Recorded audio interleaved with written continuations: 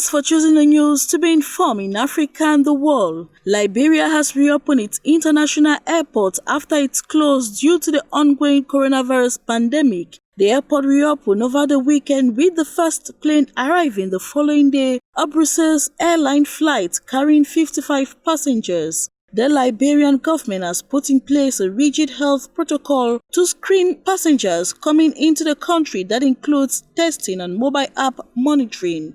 Commenting on this, the chief executive officer said several other flights are expected since the first was successful.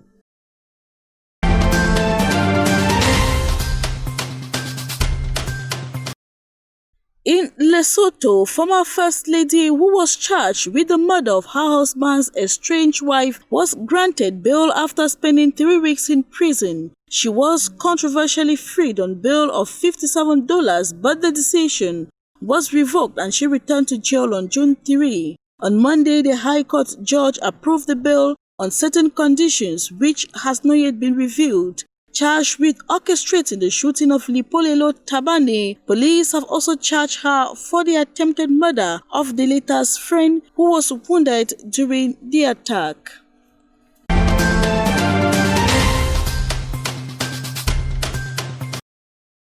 Leaders from 5 Sahelian countries and French President Emmanuel Macron have met in Mauritania's capital, Nouakchott, to discuss how to reduce attacks in a region plagued by escalating violence and a worsening humanitarian situation.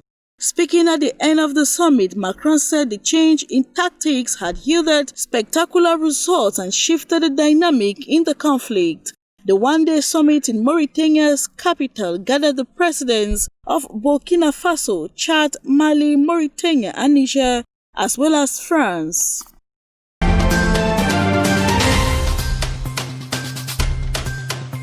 Out of the African continent, the European Union has a new head, with Germany taking over the presidency under Chancellor Angela Merkel, while the bloc is facing immense challenges: a global pandemic and resultant recession.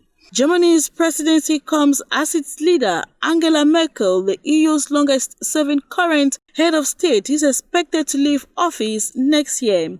On the EU's immediate agenda is overcoming differences to push through an $843 billion coronavirus recovery fund aimed at boosting a so-called green economic reboot. Meeting Monday with France's President Emmanuel Macron, Merkel said she hoped the 27-member bloc would strike a deal on both at July's summit. Germany's presidency comes as Merkel is riding a crest of popularity, partly over what some see as her successful handling of the coronavirus.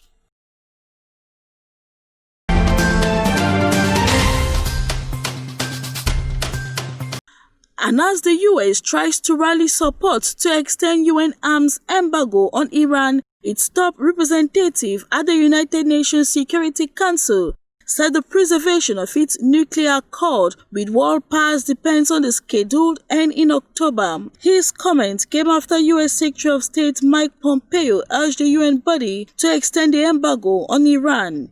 Washington has circulated a draft resolution to the 50-member council that will indefinitely extend the embargo, but Russia and China have already signaled their opposition to such a move. If the UN is unsuccessful in extending the arms embargo, it has threatened to trigger a return of all UN sanctions on Iran under the nuclear deal from which Washington unilaterally withdrew in 2018. Iranian Foreign Minister Mohammad Zarif countered President Trump's administration an outlaw bully that is waging economic terrorism on his country. He called for the US to compensate the Iranian people for the damage and vehemently oppose any extension of the arms embargo. Thank you very much for watching the news. See you again tomorrow, God willing. Until we come your way, do take care and stay safe.